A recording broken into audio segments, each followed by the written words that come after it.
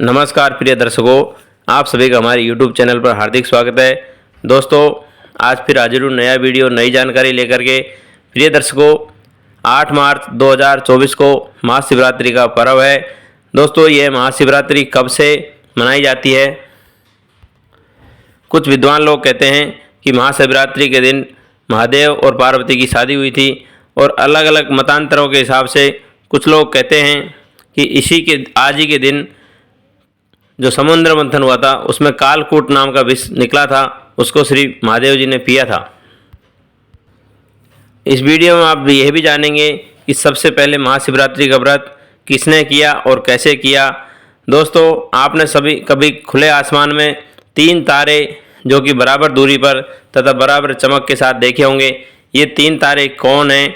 क्या इनका महाशिवरात्रि के साथ कुछ संबंध है?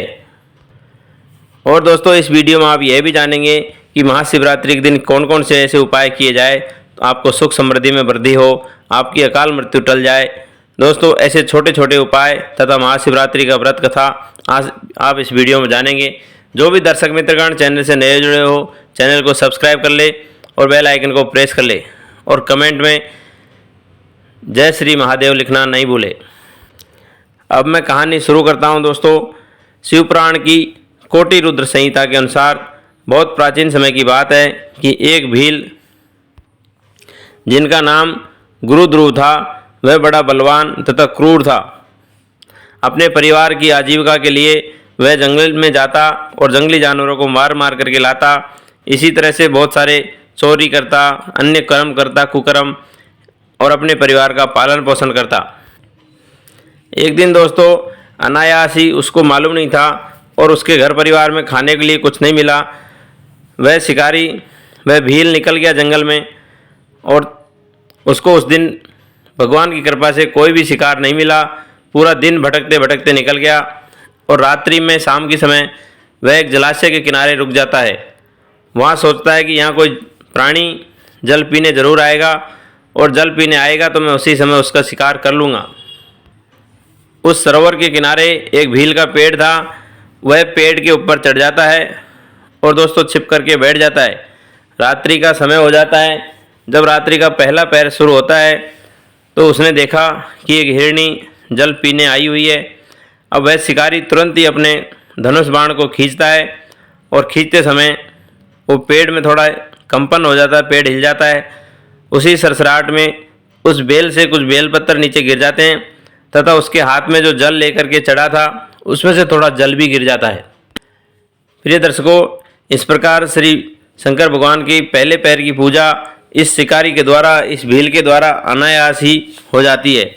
उधर जब खड़खड़ाहट की आवाज़ वह हिरणी सुनती है तो उसने देखा कि एक व्याध शिकारी मुझे मारने के लिए बाण खींच के तैयार है। वह हिरणी शिकारी से बोलती है कि शिकारी भाई, तुम क्या कर रहे हो? उसने कहा कि मेरा परिवार आज बहुत भूखा है, दिन भर से मैंने कोई शिकार नहीं किया है। अब मुझे आपको मारूंगा और आप मेरे परिवार का भक्षण बनोगी।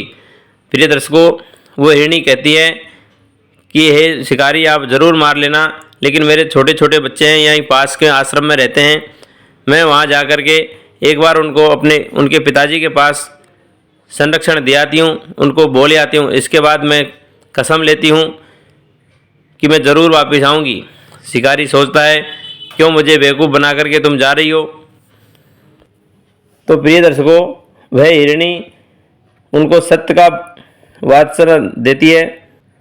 कहती है कि जिस सत्य की वजह से धरती टिकी हुई है, जिस सत्य की वजह से ये समुद्र अपनी सीमा के अंदर रहता है, तथा जिस सत्य की वजह से पहाड़ों से झरने बह रहे हैं, उस सत्य का मैं वास्ता देती हूँ और मैं कसम खाती हूँ कि मैं ज़रूर वापस आऊँगी। प्रिय दर्शकों, भगवान शंकर के ऊपर बेलपत्तर तथा पानी जो कि भील के द्वारा, इस शिकारी के द्वारा अनायास ही चढ़ गए थे, उसकी वजह से उसके 1/4 पाप धुल गए और उसकी बुद्धि थोड़ी सही हो गई। इस वजह से उसने कहा कि ठीक है, तुम वापस ज़रूर आना। प्रिय दर्शकों, कुछ समय बीतता है और अब उसकी छोटी बहन, वो हिरण की छोटी बहन, अब दोबारा पानी के लिए आती है।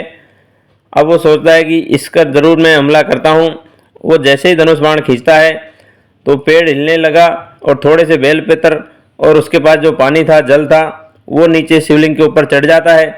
दोस्तों इस प्रकार से भगवान शंकर का दूसरे पैर का पूजा भी हो जाता है।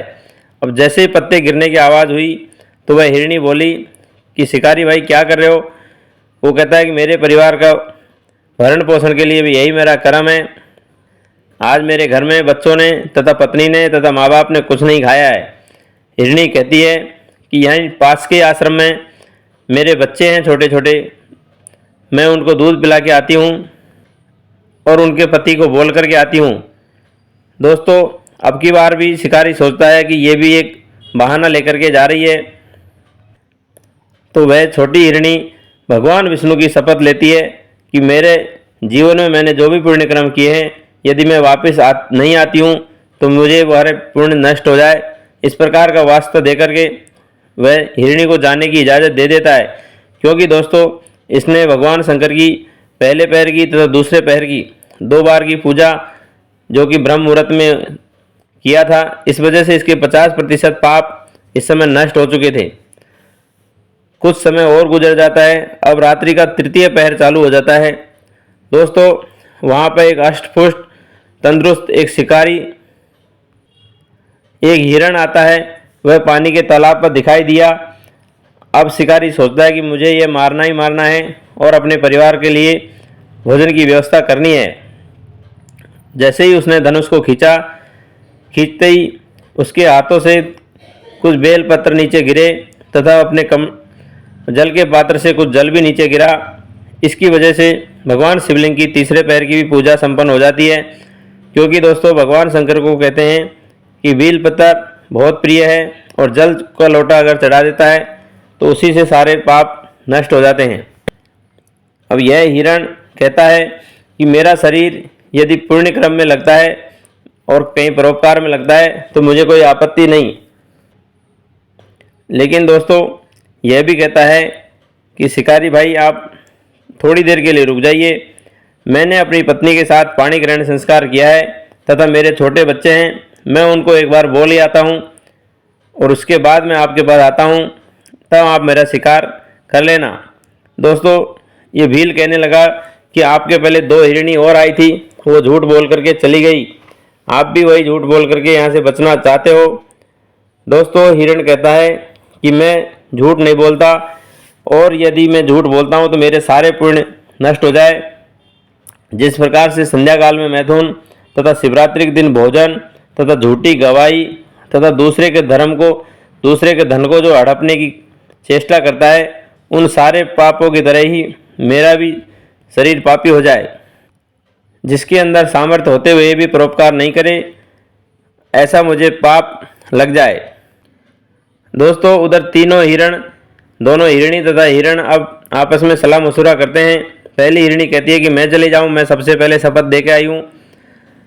फिर उसका पति कहता है कि आप नहीं जाइए, आप बच्चों के पास रहिए, मैं भी शपथ दे के आया हूँ, मैं चला जाता हूँ। शिकारी को तो एक ही की ज़रूरत है, एक को मार करके वो अपना परिवार चला सकता है। दोस्तों इसी प्रकार तीनों विचार विमर्श करते हैं और सब आपस में ये बोलते हैं कि तुम रुक जाओ। लेकिन दोस्तों उन्होंने कहा कि हमने कसम खाई है, हमने अपना वचन दिया है, हम रुकेंगे नहीं।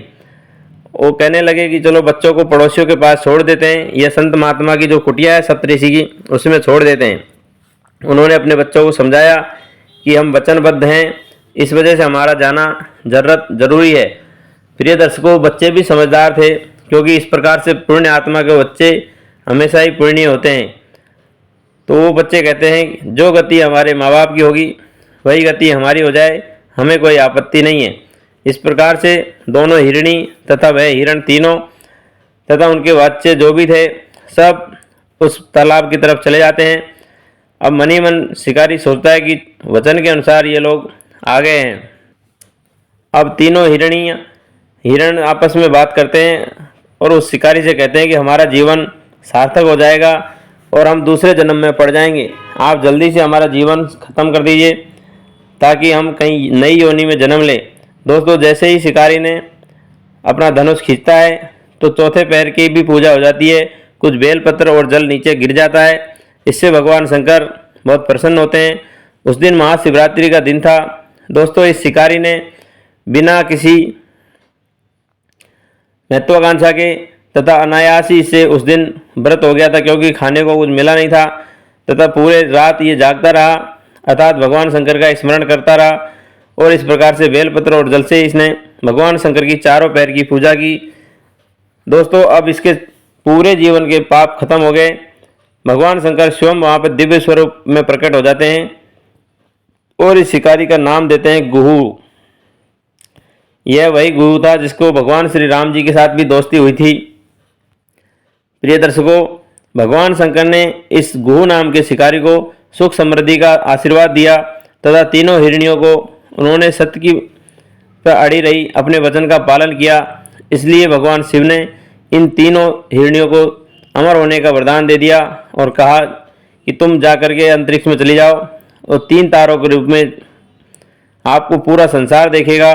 और जब भी 3 हिरणियों को देखेंगे तो हर कोई सत्य निष्ठा की तथा अपने वचन की मर्यादा रखने की आपसे दुहाई लेगा, अर्थात आप एक मोटिवेशनल के रूप में काम करेंगे।